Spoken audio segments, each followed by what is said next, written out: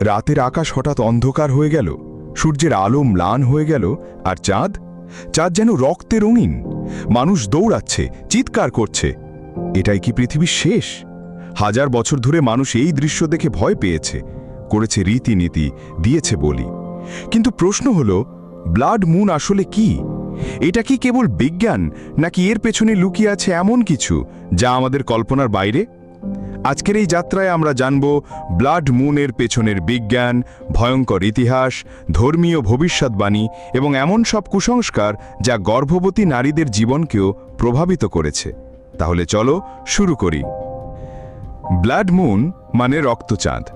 এটা কোনো হরর সিনেমার নাম নয়, এটা বাস্তব একটি মহাজাগতিক ঘটনা। কিন্তু চাঁদ হঠাৎ লাল হয় কেন?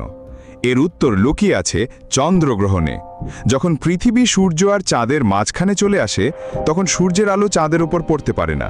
তখন চাঁদ অন্ধকার হয়ে যায়, কিন্তু অন্ধকার নয়, লালচে রঙে জ্বলে ওঠে। কারণ পৃথিবীর বায়ুমণ্ডল সূর্যের আলোকে ফিল্টার করে দেয়। নীল আলো ছড়িয়ে যায়, লাল আলো সহজে পাস করে এবং চাঁদের উপর পড়ে। এজন্যে চাঁদ লাল দেখায়। চন্দ্রগ্রহণের সময় আকাশে যে দৃশ্য দেখা যায় তা মানুষকে আতঙ্কিত করে। প্রাচীন যুগে তারা ভাবত চাঁদে কোনো দানব আক্রমণ করেছে, আর যখন চাঁদ লাল হয়ে যেত তখন সেটা তাদের কাছে ছিল রক্তপাতের সংকেত। চন্দ্রগ্রহণের বিভিন্ন ধরন আছে। আংশিক গ্রহণ, যখন চাঁদের শুধু কিছু অংশ ঢেকে যায়; পূর্ণগ্রহণ, যখন পুরো চাঁদ পৃথিবীর ছায়ায় ঢাকা পড়ে; আর পেনাম্ব্রাল গ্রহণ, যখন চাঁদ হালকা ছায়ায় ঢেকে যায়। এখন আসি ইতিহাসের দিকে। মায়ান সভ্যতা বিশ্বাস করত চন্দ্রগ্রহণ হলো দেবতাদের রক্তক্ষরণ। বাইবেলে লেখা আছে সূর্য কালো হয়ে যাবে, চাঁদ রক্তে পরিণত হবে। জাজমেন্ট ডে এর সংকেত হিসেবে দেখা হতো। ইসলামে বলা হয় সূর্য বা চাঁদের গ্রহণ কোনো অশুভ শক্তির জন্য নয়, আল্লাহর নিদর্শন হিসেবে মানুষকে ইবাদতের দিকে ডাকার জন্য। আবার নর্স মিথোলজিতে বলা আছে গ্রহণের সময় নাকি এক দানব চাঁদ গিলে ফেলে। 1504 সালে ক্রিস্টোফার কলম্বাস ব্লাড মুন ব্যবহার করে স্থানীয় আদিবাসীদের ভয় দেখিয়েছিলেন। তিনি বলেছিলেন, আমরা যদি খাবার না পাই, আমি চাঁদকে অদৃশ্য করে দেব। এবং চন্দ্রগ্রহণের রাতে চাঁদ লাল হয়ে গেলে লোকজন ভয় পেয়ে তার কথা মেনে চলে। এটাই ছিল মানুষের ভয়কে ব্যবহার করার এক ক্লাসিক উদাহরণ।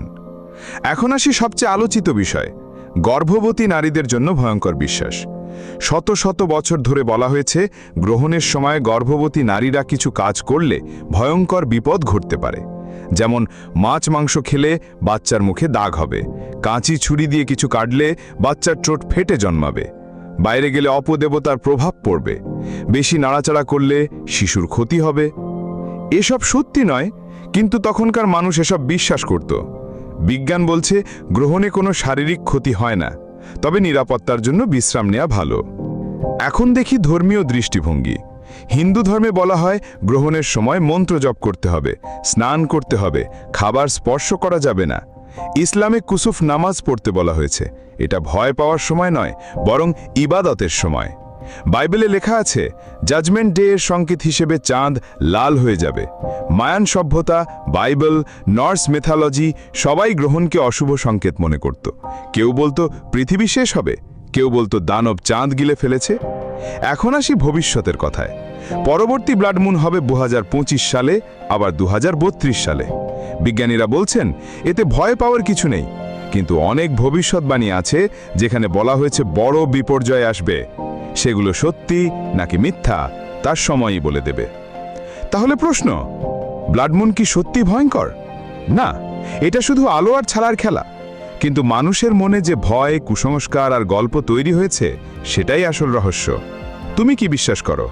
ব্লাড মুন শুধু বিজ্ঞান, নাকি এর পেছনে লুকিয়ে আছে কোনো অজানা শক্তি? কমেন্টে জানাও।